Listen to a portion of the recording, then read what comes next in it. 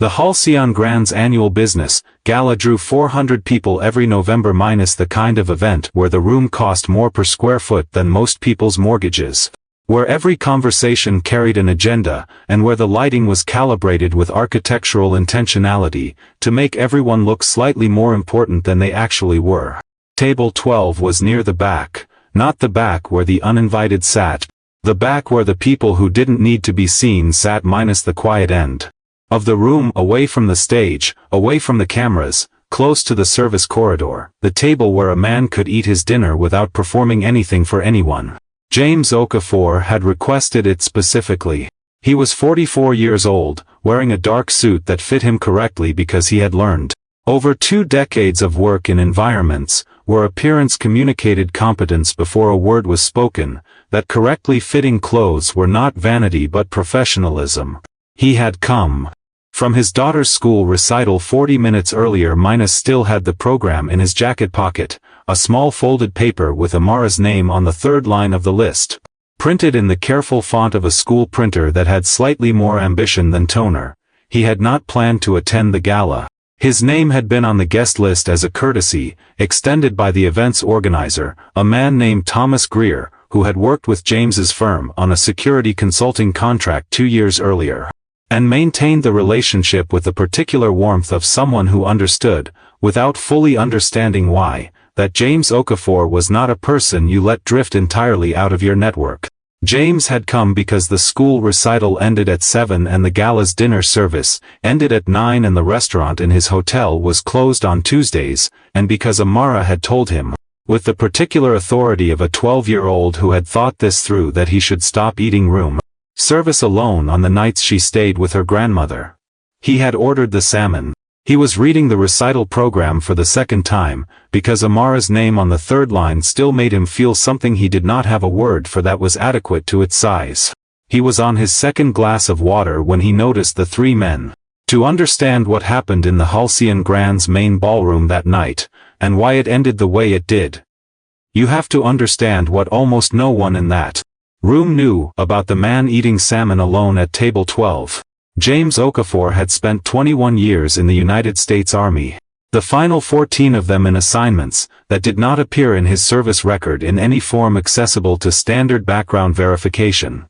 He had entered Special Forces at 26 through a selection process that eliminated, in his cohort, 73% of candidates before the end of the first week.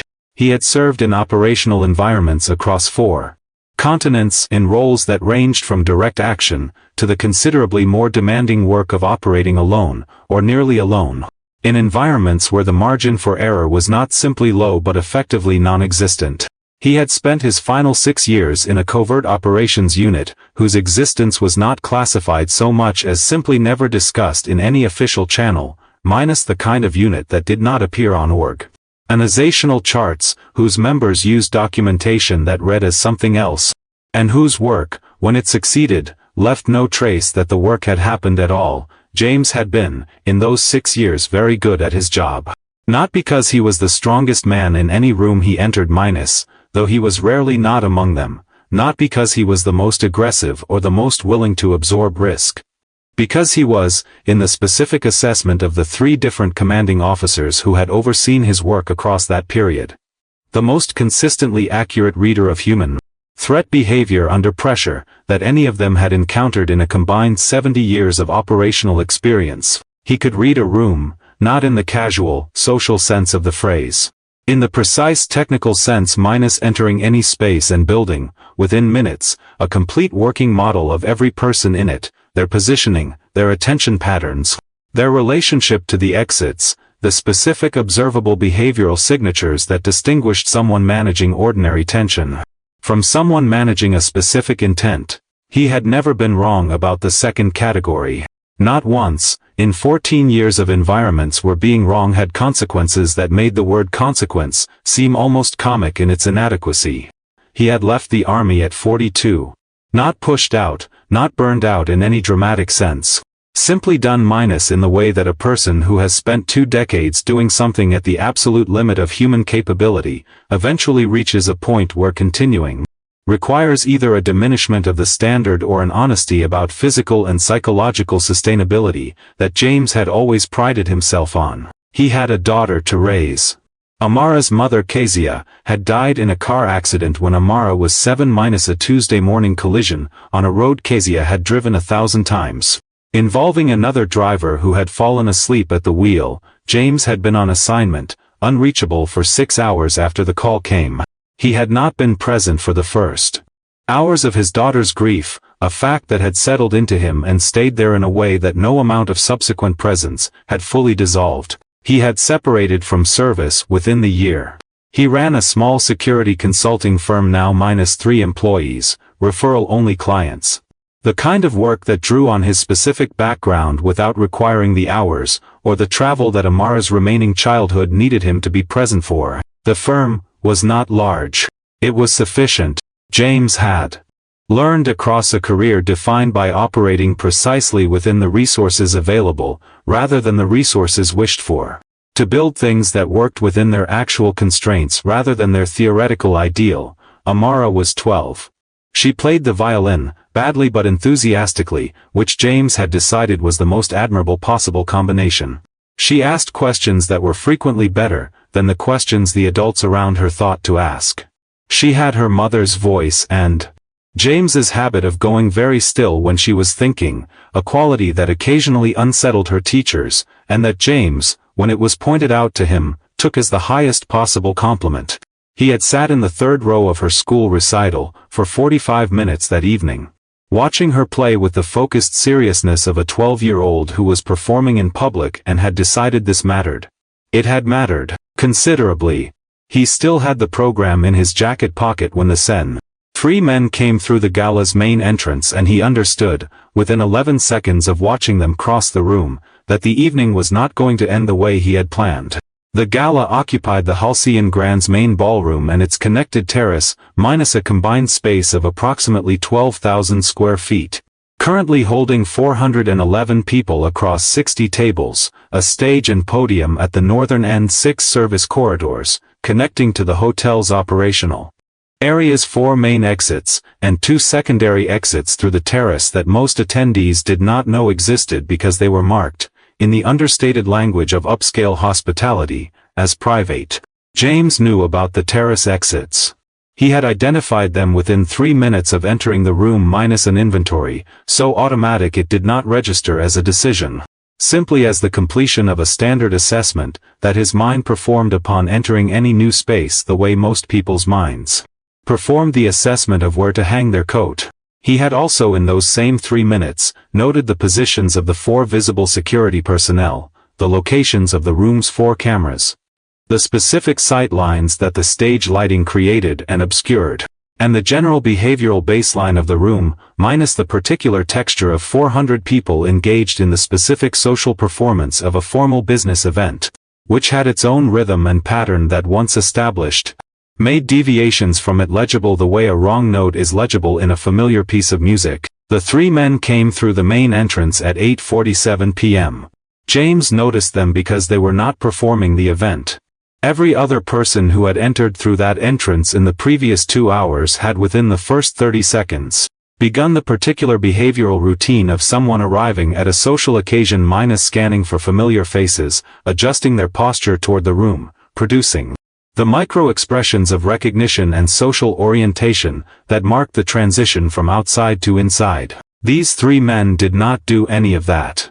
They entered with the specific contained behavioral signature of people who were not arriving at an event but executing a task within one. Their eyes moved differently, minus not the scanning of someone looking for friends or food, but the systematic sweep of people confirming a pre-established target location. Their posture did not soften upon entry. Their pace was controlled at precisely the speed that did not attract attention in a moving crowd, but covered ground faster than casual movement. James set down his fork. He did not stand up immediately. He watched them for 40 seconds, minus tracking their movement through the room, confirming the pattern he had identified. Noting the specific way the largest of the 3 kept one hand at his waist, rather than letting it swing naturally, which indicated something at the waistband that was not a phone. He tracked their trajectory. They were moving toward the stage end of the room, toward the cluster of tables nearest the podium, where the event's senior attendees were seated minus the CEOs, the board members, the people whose names appeared above the fold on the guest list rather than below it. He pulled out his phone and checked the event seating chart that Thomas Greer had sent with the invitation confirmation. He found the table they were approaching, Table 3, Naomi Park, CEO Park Capital Group. He put the phone back in his pocket, placed his napkin beside his plate and stood up. Naomi Park was 53 years old, the founder and CEO of Park Capital Group, a private equity firm that had over the previous 18 months made several significant investment decisions that had produced, in the people whose interests those decisions had displaced, the specific category of grievance that sometimes translated from financial frustration into something more dangerous. Her own security detail -2 personnel, standard for her public appearances, was stationed near the main entrance, which was where the threat assessment protocols for this type of event placed them. They were professional, attentive, and positioned in a location that provided excellent coverage of the room's primary access points. They were not positioned to see what was approaching Naomi's table from the service corridor side, which was the route the three men had taken after their initial entry. Sweep looping through the room's perimeter in a way that placed them on a vector that the entrance-focused security personnel had no direct sightline to. James saw it. He had seen it from Table 12. Which was why Thomas Greer's instinct to seat a man like James Okafor near the back of the room had just become the most consequential accidental decision of the evening. He crossed the room in a way that covered the distance without announcing itself, not running, not urgent in any visible way. Simply moving with the particular economy of someone who had learned that the most important attribute of movement in a contested environment was not speed but invisibility.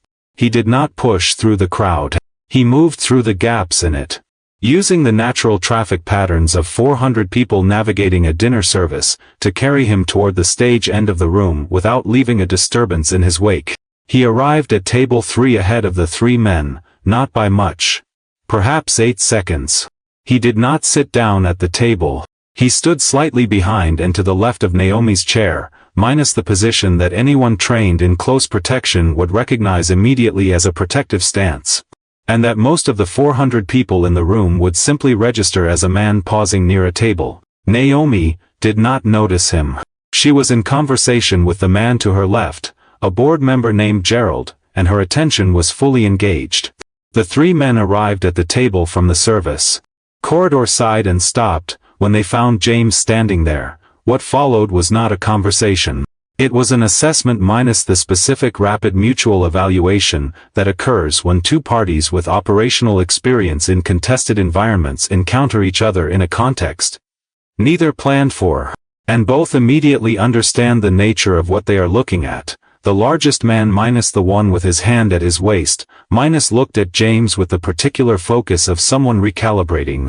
Not afraid recalibrating. The way a professional recalibrates when an expected variable has changed.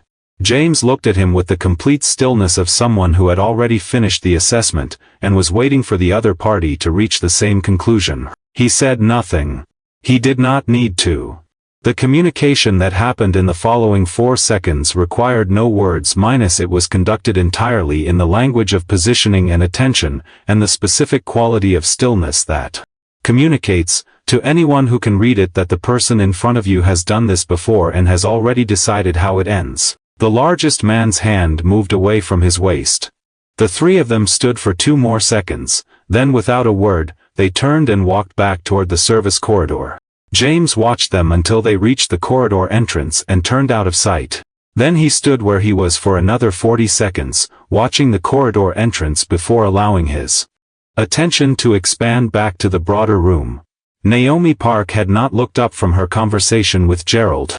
The 400 people in the ballroom had not noticed anything. James walked back to Table 12, his salmon was cold. He ate it anyway. The three men were identified and taken into custody by the Halcyon Grand's external security contractor, at 11:14 p.m. After hotel surveillance footage reviewed at the request of Naomi Park's head of security, who had received an anonymous tip through a channel he did not immediately recognize showed their movement pattern through the ballroom and confirmed the assessment that James had made in 40 seconds from 60 feet away. The anonymous tip had come from a prepaid messaging service. The message contained 3 things: the men's descriptions, their last known positions in the hotel, and a note that said simply "they had a weapon. Check the service corridor, near the stage. They didn't use it. They will try again, if you give them the chance."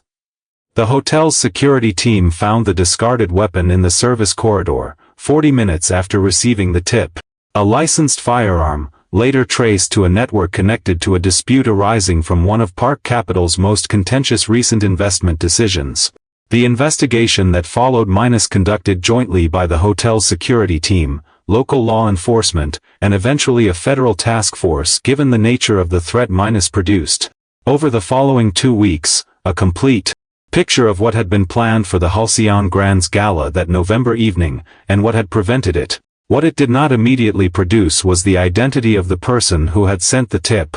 Naomi Park's head of security, a former FBI special agent named David Reyes, spent 3 days working backward from the surveillance footage, the tip's messaging channel, and the behavioral assessment embedded in the tip's language, minus the kind of precise, operationally informed description of threat behavior that in David's experience, came from a very specific category of person before he arrived at a name. He brought the name to Naomi, on a Thursday morning. She looked at it for a long moment. "He was at table 12, she said. "The whole evening," David said. "He crossed the room, positioned himself, turned them around, and went back to his table.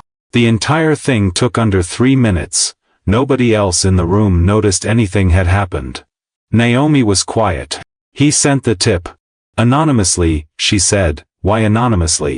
David considered this. "My best read, he didn't want anything from it, he just wanted the follow-through handled correctly." Naomi looked at the name again. "Find him," she said, "please."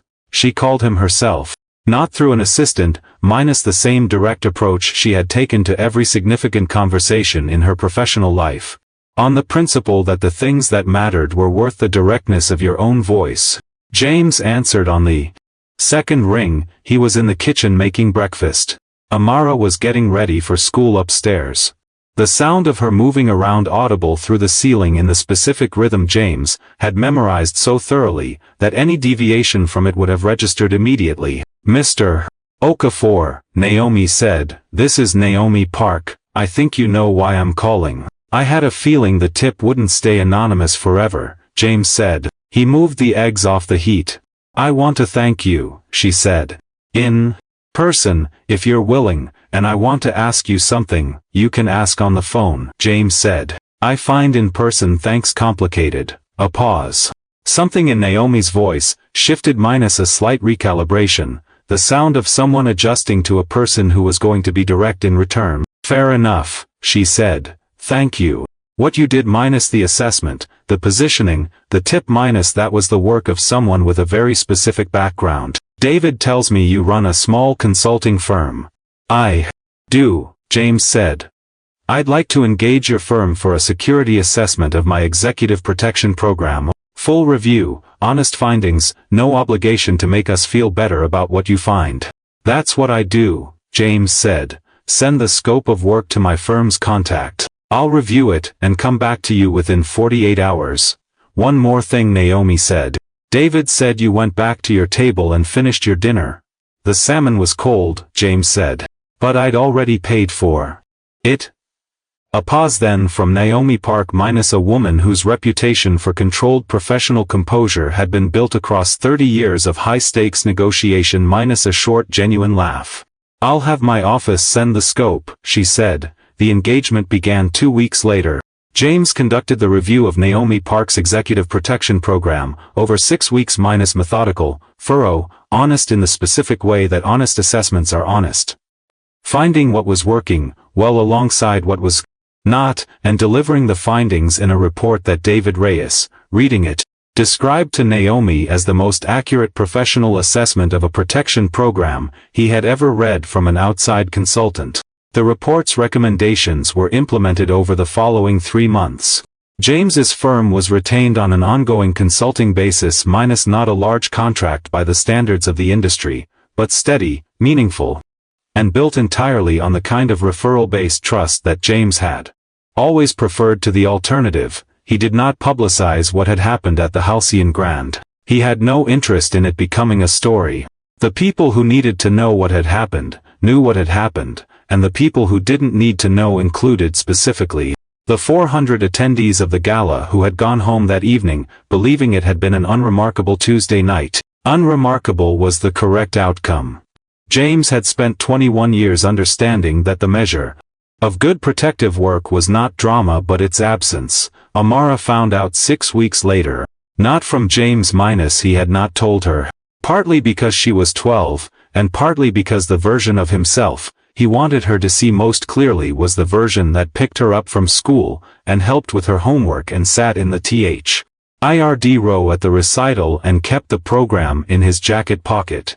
She found out from her grandmother, James's mother, who had been told by Thomas Greer, who had been told by David Reyes, who had been unable to resist, telling at least one person in James's orbit what had actually happened at table 12. Amara did not say anything to James that evening. She processed it the way she processed most things minus quietly, completely. Over the course of the dinner, they ate together and the homework she finished afterward while he reviewed the security report at the other end of the kitchen table. Before she went upstairs to bed, she stopped in the doorway and looked at him. "Grandma told me about the hotel," she said. James looked up from the report. "Did she?" he said. "Were you scared?" Amara asked. He set the report down. He thought about this the way he always thought about her questions minus seriously, looking for the true answer rather than the easy one. "No," he said. "That's not quite the right word for what it feels like." "What's the right word?" he considered. "Focused," he said, very focused, and then afterward, a little tired. Amara looked at him for a moment. The particular look minus still, evaluating, deeply attentive minus that he had been seeing on her face, since she was 4 years old, and that never stopped being the most important thing in any room he was in. "You went back to your dinner," she said. "The salmon was cold," he said. "But I'd paid for it." The corner of Amara's mouth moved. Not quite a smile. The thing that came before a smile, when something landed correctly. "Okay," she said. "Good night, Dad." "Good night," James said. He listened to her footsteps on the stairs, counted them the way he always had since she was small minus 12 steps to the landing, 3 more to her door minus, and then turned back to the report. Outside, the city ran its ordinary frequencies. The Halcyon Grand was hosting another event minus a different room, different guests, a Tuesday evening that would end, for all 400 people inside it, as an unremarkable night. The best possible outcome. James had always known that. He turned the page.